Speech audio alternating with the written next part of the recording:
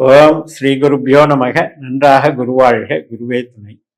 பரபிரம்ம ருத்ரகாயத்ரி ஞானஸ்தலத்தின் நண்பர்களுக்கு வணக்கங்களும் வாழ்த்துக்களும். மீன லக்னத்திற்கு இந்த பலனை நம்ம பார்க்க இருக்கிறோம். அதாவது ராகுவை பற்றி.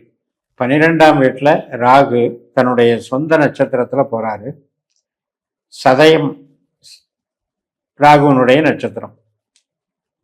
இப்போ 4ஆம் இடத்துல திருவாதிரை இருக்கு, 8ஆம் இடத்துல சுவாதி இருக்கு, 12ஆம் இடத்துல சதயம் இருக்கிறது. ஒவ்வொன்றுக்கும் ஒவ்வொரு பலன் இருக்கு. இப்போ 4ஆம் இடத்துல இருக்கிற ராகு அப்படின்னா ஒரு வீடு சம்மந்தப்பட்டது, உற்பத்தி சார்ந்த தொழில் சம்மந்தப்பட்டது, உறவுகள் சம்மந்தப்பட்டது.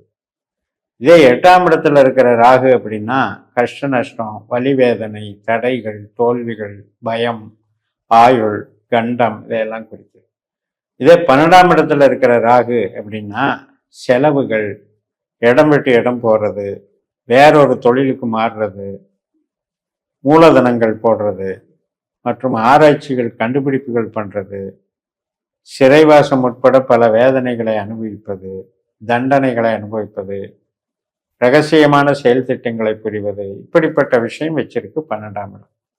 அப்படிப்பட்ட 12ஆம் இடத்துல ராகு இருக்காரு, நம்மளுக்கு கெடுத்துருவாரு அப்படின்னு நினைக்கணும். ஆனால் இந்த சதய நட்சத்திரத்துக்கு 12ஆம் இடத்துல இந்த ராகு தன்னுடைய சொந்த நட்சத்திரத்தில் இருக்கும்போது மகரத்தின் பலனையும் சேர்த்து செய்யும். நமக்கு லாபஸ்தானமான மகரம், சனியினுடைய வீடு, அந்த பாவத்தையும் இயக்கும். அதனால இந்த 12ங்கிற கான்செப்ட் இங்க தடுக்கப்படும், அது இயங்காது. அப்ப நமக்கு இது நன்மையாக மாறும். கெட்டவன் கெட்டு போறார், அதனால நன்மையாக மாறக்கூடிய அமைப்பை இந்த காலகட்டம். இது எந்த காலகட்டம்? இப்ப டிசம்பர் 2ல இருந்து இந்த ராகு இதுல போறாரு. 2026 ஜூன் 30ஆம் தேதி வரைக்கும் அதுல இருக்க. இந்த காலகட்டம் நமக்கு ஆதாயம், இன்பம், வெற்றி, ஒரு பிரச்சனைகள்ல இருந்து விடுபடுதல் ஆகியவையெல்லாம் நடக்கும். யாருக்கு நடக்கும்? உங்களுக்கு ராகுனுடைய திசையோ புத்தியோ அந்தரமோ சூட்சுமமோ நடந்தால் நடக்கும். தசா புத்தி அந்தரம் எதுவுமே இல்லை, வேற தசா புத்தி அந்தரம் நடக்கு அப்படின்னா இதை பற்றி இந்த கான்செப்ட் பொருந்தாது. உங்களுக்கு ராகுவே தசா புத்தி அந்தரத்துல சம்பந்தப்பட்டு இந்த டைம்ல இது நல்லது நடக்கும். அதனால 12இல் விரையராகு என்பது ஒரு மைனஸ் தான்.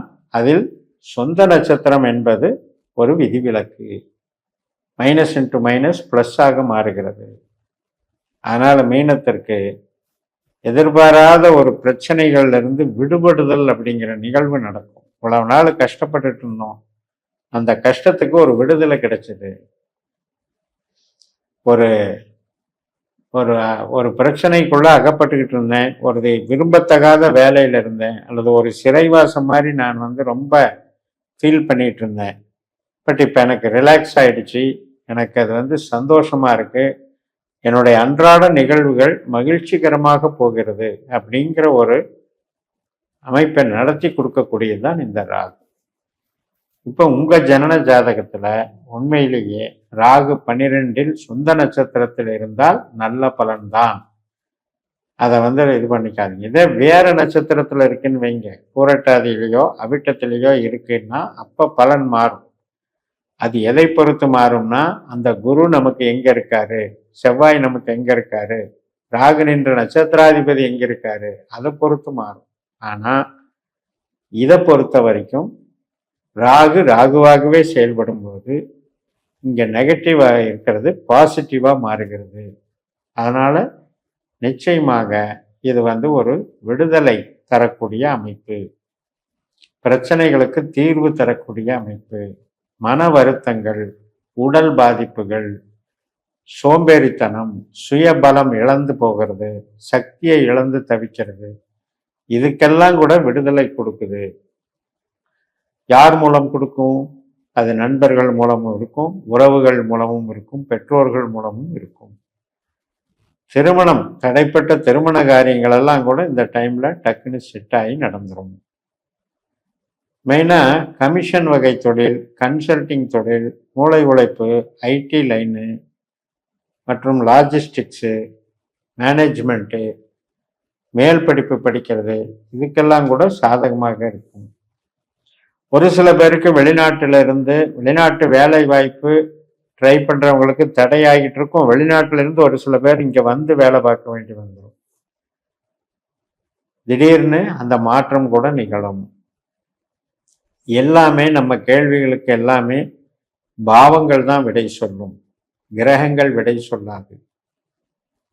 கிரகங்கள் திசை, புத்தி, அந்தரம் என்று சுட்டி காட்டும். ஆனால் அது சுட்டி காட்டும் பாவங்கள் தான் நம்ம வாழ்க்கையில நிகழ்வுகளாக செயல்பட்டு நம்மை அதிசயிக்க வைக்கும். இப்ப உண்மையிலேயே குழந்தை தடை, புத்திரப்பேறு தடை இருக்கிறவங்களுக்கு இந்த டைம் டக்குன்னு கன்சீவ் ஆகிறதுக்கு வாய்ப்பு கொடுக்கும். திருமண தடை இருக்கிறவங்களுக்கும் வாய்ப்பு கொடுக்கும். அதனால இந்த டைமை நல்லா பயன்படுத்திக்கோங்க. 12ல் ராகு இருக்கு அப்படின்னு வருத்தப்பட வேண்டிய அவசியம் இல்லை. இப்ப நம்ம ஜனன ஜாதகத்துல 4ஆம் இடத்துல இருக்கிற ராகு அது வேற பலன், 8ஆம் இடத்துல இருக்கிற ராகு அது வேற பலன். ஆனா 12ஆம் வீட்டுல இருக்கிற ராகுக்கு இந்த பலன் தான். இதுல கிரகங்கள் ஏதாவது சேர்ந்து வருது அப்படின்னா, இப்ப நம்ம பாத்தீங்கன்னா கோச்சாரத்துல இப்ப கும்பராசியில இருக்கிற ராகுவோட மாசி மாதம் அன்னைக்கு சூரியன், மாசி மாதம் ஒரு 13 நாள் சூரியன் சதை நட்சத்திரத்துல போவாரு. அந்த சமயத்துல சூரியன் ராகு கன்ஜெக்ஷன் ஏற்படும். அப்ப அது என்ன அப்படின்னா, ஒரு தந்தை வழி பிரச்சனைகளை உண்டாக்கலாம், நமக்கு ஆரோக்கியம் சார்ந்த சில பிரச்சனைகளை உண்டாக்கலாம். அது அந்த குறிப்பிட்ட 13 நாளைக்கு. செவ்வாய் கிரகமானது மறுபடியும் அந்த நோக்கி வரும், ராகுவை நோக்கி கும்பராசியில போகும் பொழுது எல்லாமே இந்த ஜூன் 20க்கு, ஜூன் மாதம் 30ஆம் தேதிக்கு முன்னால இதெல்லாம் இந்த கிராஸ் பண்ற அமைப்புகள் வந்தாலும் கூட இப்போ செவ்வாய் வரும்போது என்ன பண்ணும் அப்படின்னா, சகோதர வழியில ஏற்படக்கூடிய ஏதாவது ஒரு பாதிப்புகளை குறிப்பிடும். புதன் கிரகம் வரும் பொழுது மாமன் வர்க்கம் மற்றும் நம்முடைய சொந்த பந்தங்கள், நம்முடைய டெக்னாலஜி, ஒரு இன்ஸ்ட்ருமெண்ட் இருக்கு, டெக்னாலஜிகள், இது சம்பந்தப்பட்ட குறைபாடுகள், வாகன குறைபாடுகளை ஏற்படுத்தும். சுக்கிரன் வரும்போதும் வாகன குறைபாடுகள், வீட்டில் சின்ன சின்ன பிரச்சனைகள், திருமணம் ஆகாத பெண்கள் சார்ந்த பிரச்சனைகள், இதெல்லாம் கூட சுக்கிரன் ராகுவோட மெர்ஜ் ஆகும்போது வேலை செய்யும். இப்படி கிரக சேர்க்கை என்பது ஒரே நட்சத்திரத்துல, அந்த சதை நட்சத்திரத்துல அந்த கிரகம் கனெக்ட் ஆகும்போது மட்டும் ராகுவோட சேரும்போது அது ஒரு கான்ஃப்ளிக்டை பண்ணும். ஸோ அதை மட்டும் நீங்க புரிஞ்சுக்கோங்க. உங்களுக்கு இதை விரய ராகுவாக எண்ணாமல், ராகு தன்னுடைய சுய நட்சத்திரத்துல அசுரபலமாக இயங்குவது லாப ராகுவாக வேலை செய்யும் என்று சொல்லி நிறைவு செய்கிறேன். இந்த சேனலை சப்ஸ்கிரைப் பண்ணி ஷேர் பண்ணுங்க. உங்க தனிப்பட்ட ஜாதக பலாபலன்களை என்னுடைய வாட்ஸ்அப் நம்பர்ல தொடர்பு கொண்டு பலன் பெறுங்கள். உங்களிடம் இருந்து விடைபெறுகிறேன். உங்கள் JMS. நன்றி, வணக்கம்.